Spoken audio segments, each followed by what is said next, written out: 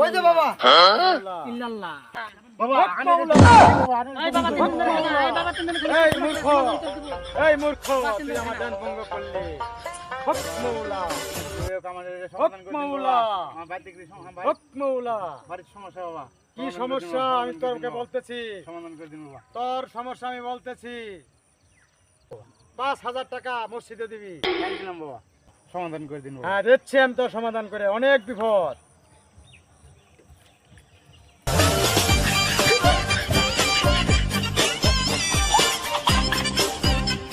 তুই 3টা বিয়ে করেছিলি সবটি চলে গেছে একটা মেয়ে মারা গেছে তোর সামনে আর বিপদ আসবে না এই দর মাটিটা না